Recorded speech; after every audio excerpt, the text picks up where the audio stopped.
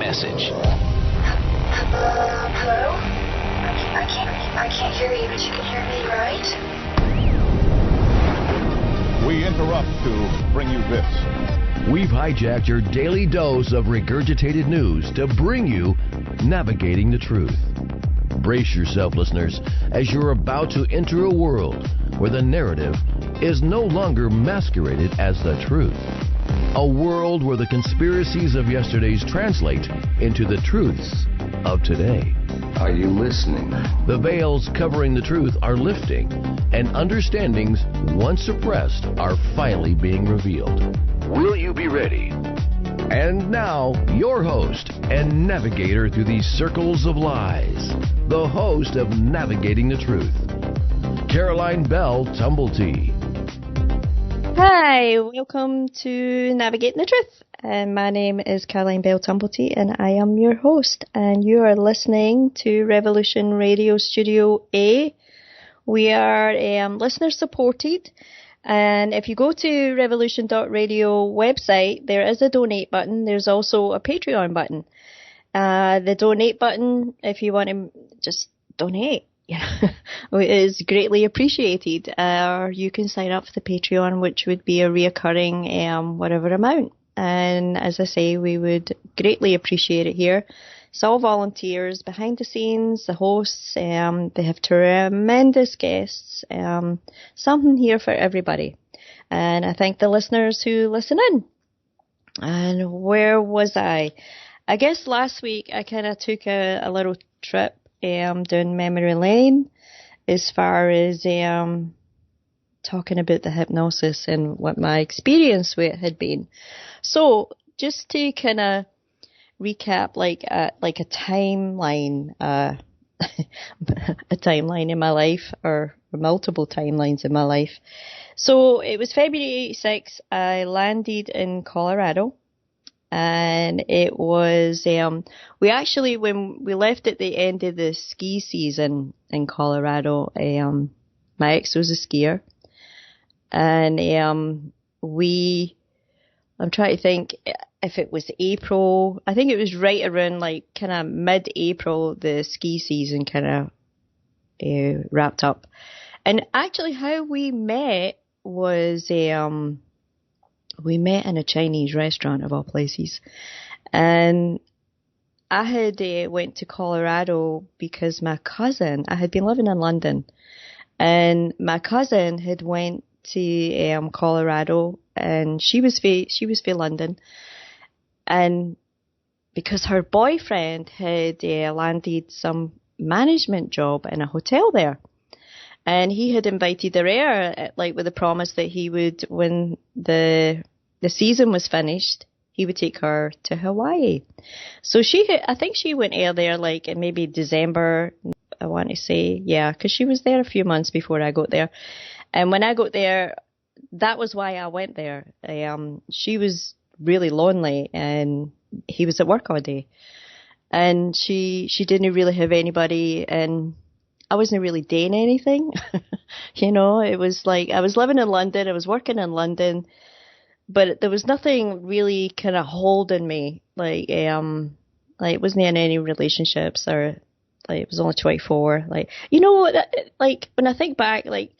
And it's not that I'm just remembering this. I never wanted married, never wanted children, never wanted married. Like, I had pretty much made up my mind. I would say by the time I was 20, or even younger, that it really wasn't going to be for me. That wasn't something that I seen for myself. Like, I wasn't sitting planning white dress weddings or anything like that. In fact, if anything, I wasn't being very respectful about it. Let's put it that way. I didn't really find that the marriages that I was seeing around me, like family-wise, that they were really anything that I would have wanted. So anyway, that being said, just wanted to add that in. Like, it wasn't like I wasn't like looking for a husband or looking to get married or anything like that. I went to Colorado basically to spend time with my cousin and learn to ski. That was how she got me there. Come here, you can learn to ski, we'll hang out. Like, I won't mention his name, but he would be at work all day, and he worked all kind of hours. So that is why I went to Colorado. And I landed in Denver, Colorado, February, and it was the last day in February. I always met 28th, and still had my passport that it was stamped on in 1986. And then we went to West Virginia, and I met my ex in a Chinese restaurant that I had taken like a wee part-time cocktail waitress job, and it was called the May Palace, and he was working there as well, and that's how I met him. And we went to West Virginia. I can't remember. I think it must have been May, like maybe mid-May. We did go to Kingston, New York, like for a few weeks, and kind of got supplies and what we were going to take to West Virginia. And we went to West Virginia. And we went, after West Virginia, I would say it was maybe August, beginning of August, mid-August, we went to Woodstock. And at first we stayed, my ex's dad had an apartment in Woodstock. And he basically was living, I think he was in Tennessee at the time. So he wasn't really spending any time in the apartment, but he had been paying rent. So we were there, for a few months, and while we were there, we kind of packed up the whole apartment and put all the stuff in storage. And we rented a house in town, and that was like 86 and the summer of 87, I would say, maybe late summer. And the funny thing about as I'm sitting there and I'm remembering these things, Woodstock, I was working in Cumberland Farms. That was the little store. It was like a gas station store. And one day, somebody came in and he wanted to buy beer, and I ID'd him. And when he handed me his ID, it said Queen's College, Glasgow, blah blah blah. And this is the college that my mom works in, like at that time. So I was, and this guy, his name was, that was his name. Yeah, he was a McDonald. I forgot all about that. And I got talking to him, like, because obviously, like, we had, things in common. We were both from Glasgow. He was attending the college there that my mom worked at. And we were just chit-chatting. And he was actually looking for a place to rent. So we were looking for a place at the same time, and we were able to rent a really nice house. I think it was maybe a 3 or 4 bedroom. And he split we went in on the rent 3 ways, which made it much, much easier to manage. And we also, that was the other thing that happened. We redecorated an old house in Woodstock. We all got hired. The 3 of us were hired. And what it was we had to recreate like the old stain that they had used. They called it pickle paint. And we did. We were able to do it. Like we came up with this concoction, and we were able to restore the place. Sorry about that. I had to hit my mic there. I had to clear my throat. So we managed to restore the place. Anyway, back to so I was in Woodstock 86, 87. And then we moved up into the Catskills in 87, and we, the first place that we lived in was in a town called Pine Hill. And we rented, it was an apartment and a shop. So we had a shop front, and we also had our own wee apartment. And we got married in 88. And I'm trying to think, like, the time frame. So, I mean, I had met my ex in 86, in the beginning of 86, and April 88 we were married, so we were together a few years. And then, like, the hypnosis was before my daughter, and it was after my partner's dad died, and I do believe he died in the December 88, so it would have been early 89 that we went for the future shaping. The other thing I remembered was my brother went for a free session. And it was, the time frames are all kind of, Like, my brother came over to the Catskills, I believe 3 times. The first time he came with my mom, and my daughter was only a few days old. And they came because I was having a baby. And the second time, I want to say that Willow was maybe a year and a half old, maybe 18 months. And I'm thinking it was that time that, because I actually believed that what I had learned as far as the self-hypnosis had worked for me. Like, I had found that this technique that I seen as a relaxation technique, like the self-hypnosis, really was beneficial when it came to me being in labour. And that was like my kind of experience with it. And I'd also like encountered situations where we were able to do like me and my partner were able to do like hypnosis, where if we had like a headache, like there was all these little things that I used it for. But and I also had remembered that my friend who did the TV show with me, she never had individual sessions of hypnosis. She started right at the basic hypnosis. And I had met her at Susan Weed's Wise Women Centre. And then again, we met at the basic hypnosis. So, and it was funny because there was another person that kept thinking that we knew each other and we hadn't met each other yet. So, yeah. So, and I remembered my brother went for a hypnosis session. He went for the free, like the consultation, because I kind of raved about it when he was there. I'm wondering if it was when my daughter was only just born. I don't know. Like, I would really need to kind of maybe go through pictures, photographs. All photographs can kind of, and it's not that I'm like memory wiped. Like, I do like remember stuff. You know, there's no like big giant chunks of stuff like missing or anything like that. Some of it is pretty bizarre, but no, I can pretty much account for my life. And I might be forgetful, like in conversations, like no remember something that's been said. But if my memory can usually be jogged, I have a pretty decent memory as far as like events. Like I might get like years, maybe months mixed up, but as I say, like I can usually get a good idea of the time frame. Like pictures are a really good thing for that. Like photographs, like when they were taken, you know.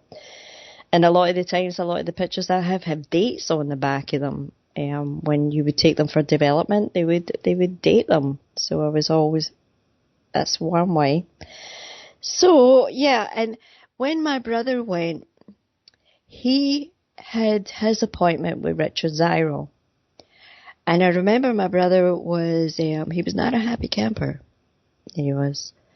Like, he was kind of, to him, it felt arrogant, like kind of know-all kind of thing. And I think what happened was, Richard was tearing up, like, dollar bills and stuff, like, and try to deliver whatever message it was. Anyway, I had forgot about that, and then I remembered that. So my brother had been there one time. Here's the other thing that I had been thinking about. Richard ended up like he was really disappointed. Like, I remember, I never really I think I seen him one other time after, maybe 91. Maybe I saw him around then, and that was pretty much it. It would just be like word of mouth. I would hear how he was doing or what he was doing. And one of the things that had happened was he felt like a lot of his information was being stolen.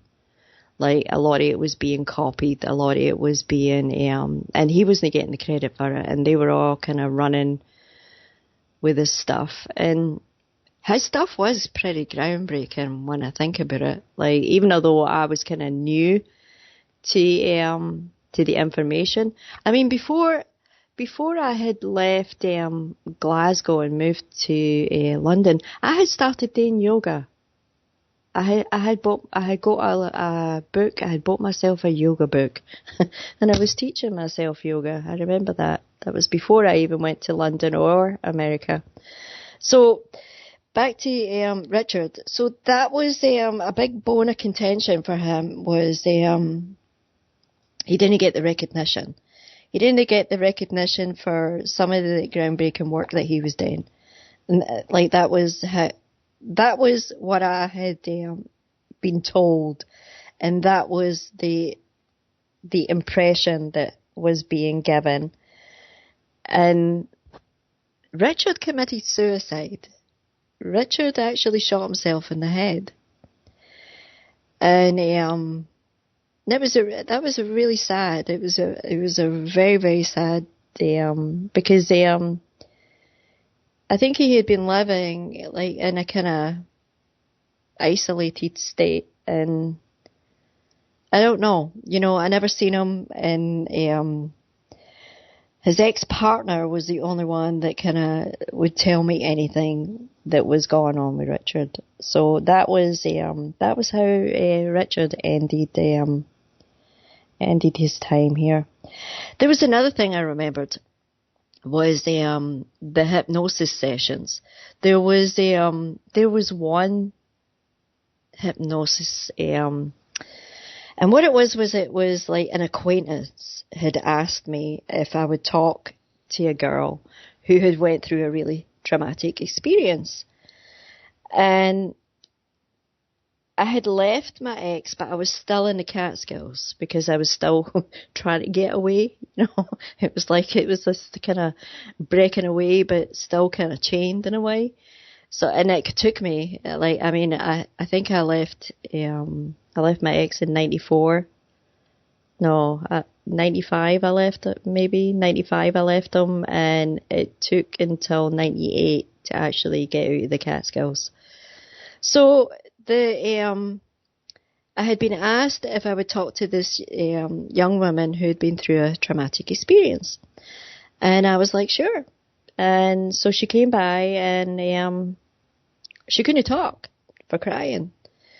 And I hadn't been given any information other than that she had been through a traumatic experience. And I think it was maybe the second time she was able to start talking. And what it was what had happened was her boyfriend had shot himself in the head in front of her. And as the story unfolded, there was drugs involved. There was a lot of instability. She was maybe 10 years younger than him, and she was having a really hard time. She was struggling. And I think I talked to her, maybe I had her come by maybe about 4 times. And then it seemed that, I'm in the Catskill Mountains. I think it is pristine country, mountains. This is also an indication in how naive I could be. And I remember driving through town, and he would point, and he would tell me that's what's going on there, and I'd be like, "How do you know?" And he'd be like, "He just knew."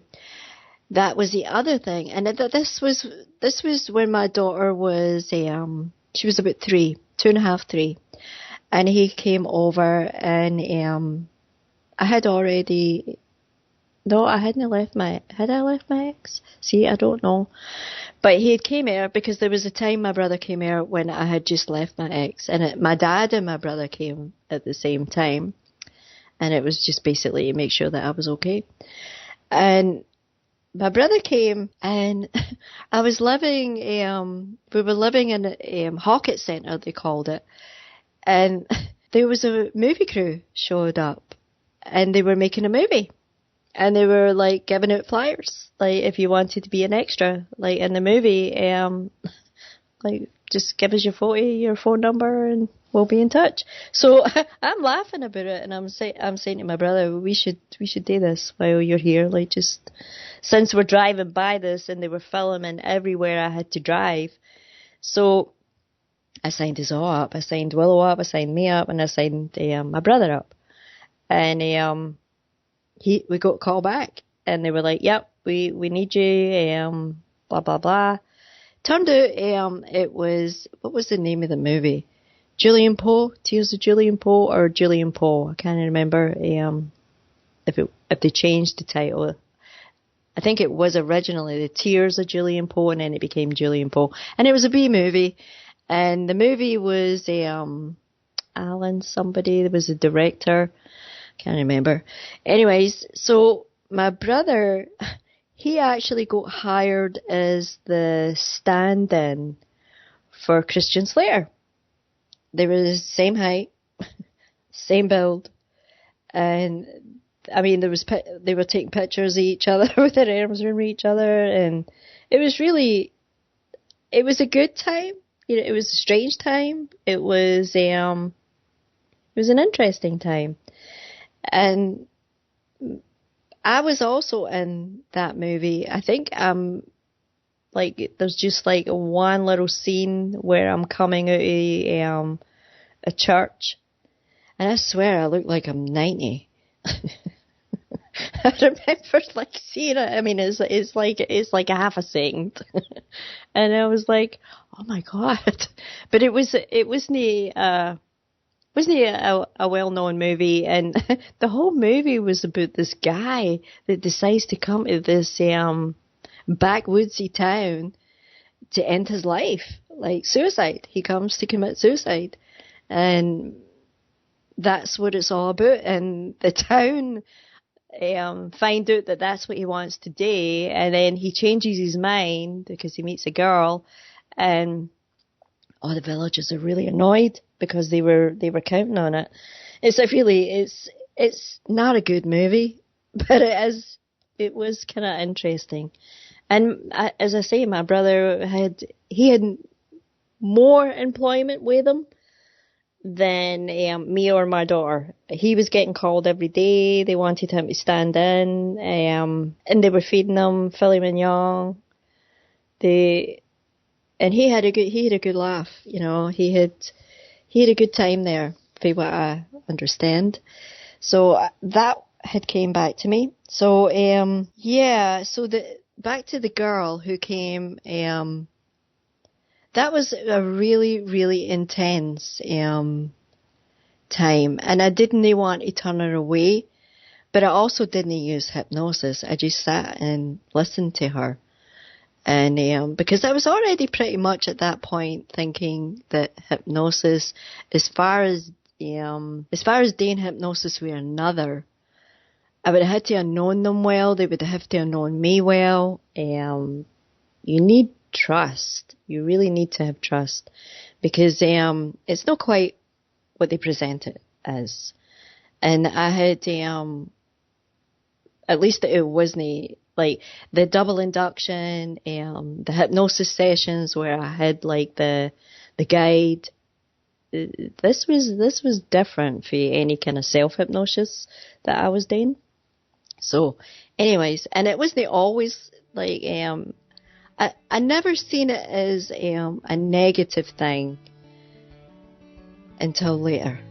And I'm coming up on a break, so hold that thought, and I will be back in 3 minutes.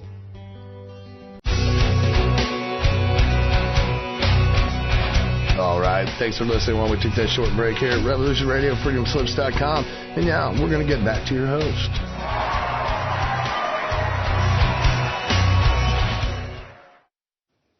Hi, welcome back to Navigating the Truth here on Revolution Radio, and I am in Studio A, and it is Friday.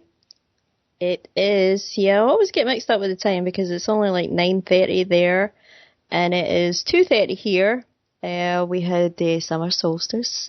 Happy solstice, full moon. Hope everybody is just being kind to themselves. Are just chilling it on a Friday night.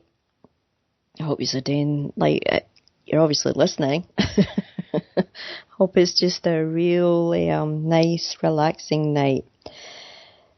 So where was I? So so my brother had done a session with Richard, that I want to say was maybe 93, 94, maybe 94. And I had also, I think I had seen that girl. It was later. It was before I moved to Rhinebeck, but I was still in the Catskills, but I was in a different house. I was in a house in Kelly Corners, which doesn't mean anything to the listeners, but it was in a place called Margaretville. And what else was there? Well, I also like when I had went to Oklahoma, like for the whole brain functioning, like the live food. It was a master track course that they had gone on, and I took a couple of different courses with David and Annie Jubb. I think the first one was up in Phoenicia.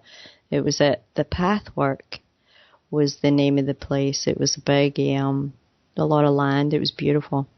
A lot of different buildings. Like they had a lot of different groups that would come. And that was probably, I think that was my first sweat lodge. I'm pretty sure that was the first sweat lodge I'd ever done. And the Oklahoma, the reason they went to Oklahoma was, I believe David and Annie Jubb were married, like at the ranch that Cloud owned, Scout Lee. And the story that I heard about Cloud was she had a really good friend, and I think it was she wrote a book, White Buffalo Women Sings. White Buffalo Women Sings. I think that was the name. It was a good one. I had that book for a long time. But Cloud had also put out a book, and I also had her book for a really long time. And what it was they were friends, and for what I understand, the information was Cloud's. It was her ideas that ended up in White Buffalo Women Come Singing. This happens a lot. I'm finding this has happened a lot. And I never really realized that this is actually part of my what would you call it, my journey? Is I have a thing about people who have been cheated, and it's always kind of been with me, that the truth of things. I think for our well-being has to come out. It has to come out, and where all these programs, what would you call them, courses, seminars, workshops, like back in the day I'm talking about, like they all had like an origin, the way I see it, like I don't know if Richard Zyro was the first doing that type of work, the future shaping. He certainly was presenting it like it was very modern, very very progressive, very forward thinking. And the way that I was at 26, like I wasn't thrilled by psychology, for one thing. I hadn't really read much. Like I was really particular about the things I read. I remember reading Doris Lessing. I remember reading Jane Roberts, and I remember like over and over trying to understand like Seth Speaks. I don't think I'd ever read anything like it. I remember reading Calais Castaneda. In fact, when I was in West Virginia, I think that was the first time I read Calais Castaneda. Yeah, I'm pretty sure. And also there was another Jitterbug Perfume. I think it was the same person Oh, see, I might get the, and I read Jonathan Livingston Seagull. I read a lot of books last summer, and yeah, see, memory's not wiped. I mean, it just takes a bit of effort to recollect, like, the events that have transpired in my life. So yeah, like, the stuff that, I mean, he considered himself a wizard, I believe. You know, I mean, like, there was a cartoon, like, on one of his books, and the drawing on it was a wizard, and, like, so he seen himself as a wizard, whereas his partner liked to wear a jester's hat. Like, he would wear, like, the fool. He would play the fool. All these things, you know, all these, like, I mean, psychology would call them archetypes, right? They're somehow something to do with the hero's journey, like all these kind of different symbols that people decide to kind of wear. But yeah, very, very interesting. And as I was sitting thinking about that was Cloud's story. And it was all women's. It was all women's rights. You know, it was all about honouring the land, honouring your cycle, you know, following the moon. Like, it was all Susan Weed, same thing. Susan was a little different. Like, Susan was very much the wise woman. Very, very much the wise woman. And her focus, like, see, there's the other thing. Like, Susan, how did Susan learn what she was doing? You know, how did she come into that whole thing? I mean, because I believe that was all in the 70s. So that was before I even got there in the States. And the story that Susan would tell was that, and it was Jean Houston and her husband, Robert, I can't remember, Masters? Is it Robert Masters? And they had decided to do a recreation of the Temple of Delphi. And what it was that they all stayed in this recreation that they had done.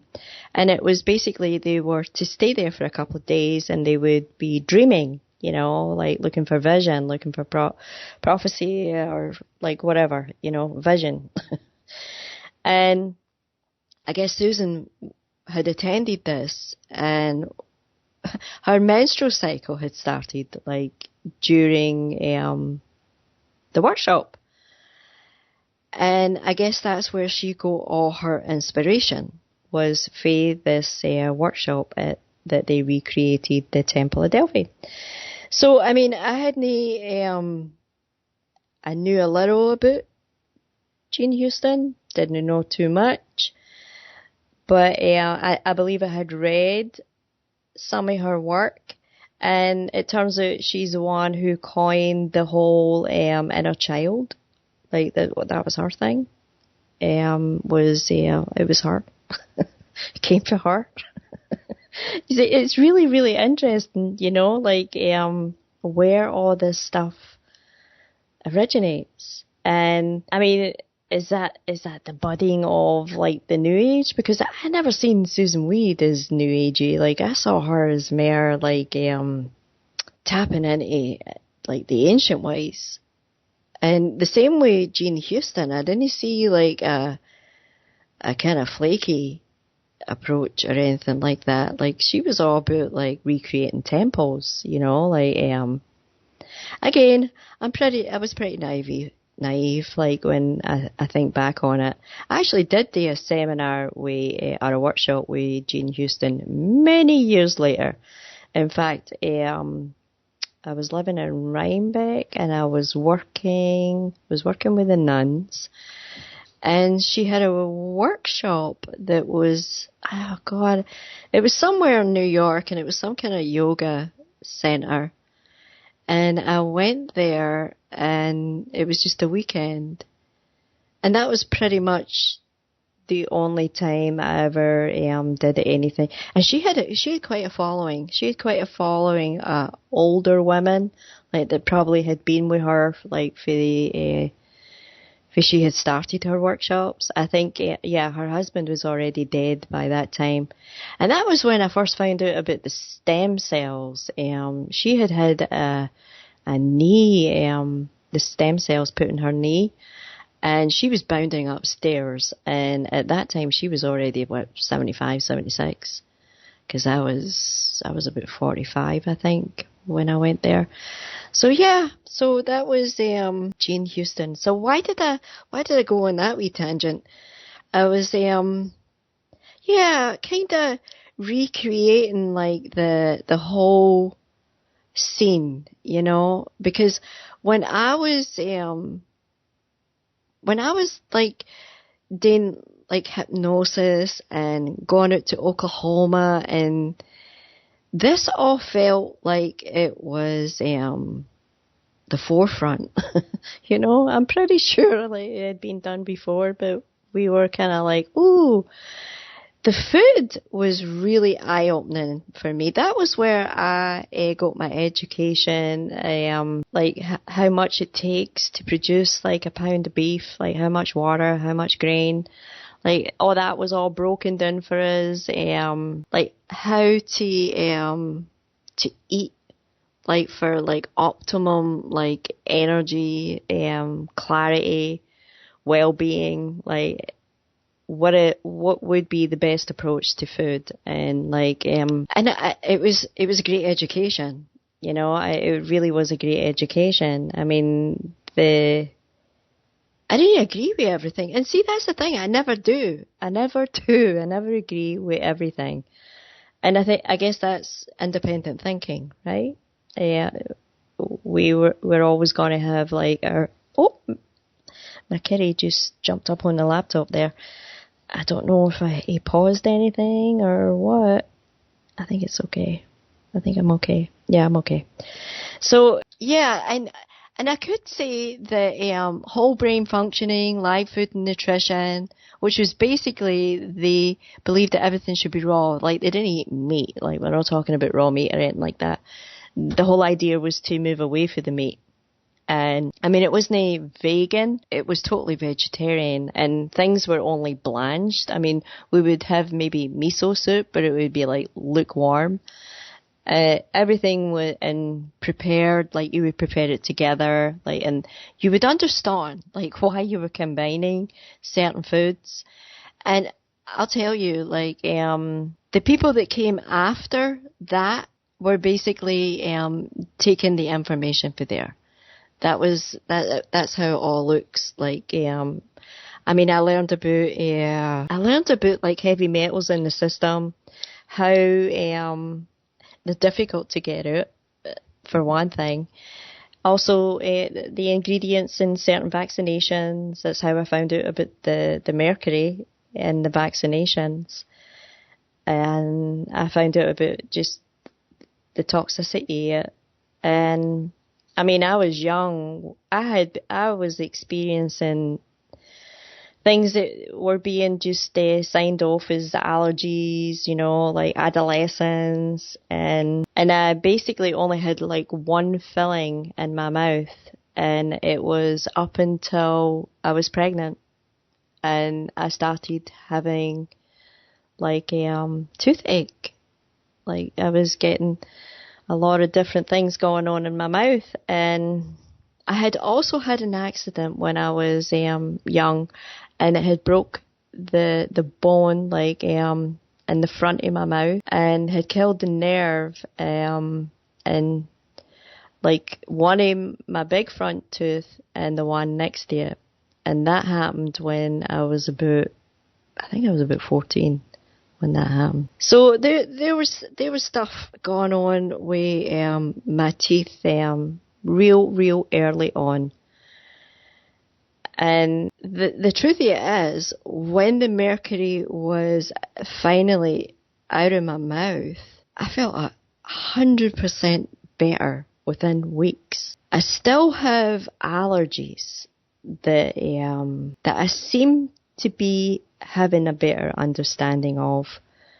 There's just things now in our environment that and allergy was explained to me as when there is a certain substance in your body that has got to the limit, and if you ingest that again, you're already at the limit. So you will have like some kind of reaction, whether it's like maybe red hands or like itchy tongue or itchy hands, something like that. That's the kind of allergies that I would get. So that was how it was explained to me. So as far as like my having a handle on any kind of allergies in my system, it's basically trying to figure out what is actually in the air, in the food, in the water, everywhere, and creating some kind of balance where I don't overwhelm my system. And I think that's what everybody's kind of well, not everybody, but I think a lot of people are looking at that. We're kind of in a time where our systems they have to regenerate, and they also have to repair and keep balance. So and our bodies can do this. Like, our bodies are really they're built for this. You know, they're built to do these things. And I went off subject. So, but it was all tied in, like how my journey kind of went, and where it was taking me, and the people that were that stood out. You know, the ones that kind of stood out to me through my wanderings, and also there seems to be a theme. You know, there seems to be like a couple of themes, and I'm kind of tired. I'm kind of looking at it.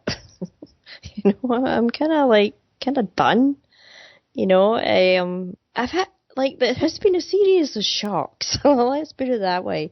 You know, there's a series of shocks. Like, it's one thing, like, to kind of have the idea that you understand that this place is not what they told you in the beginning or anything like it, or even close to it.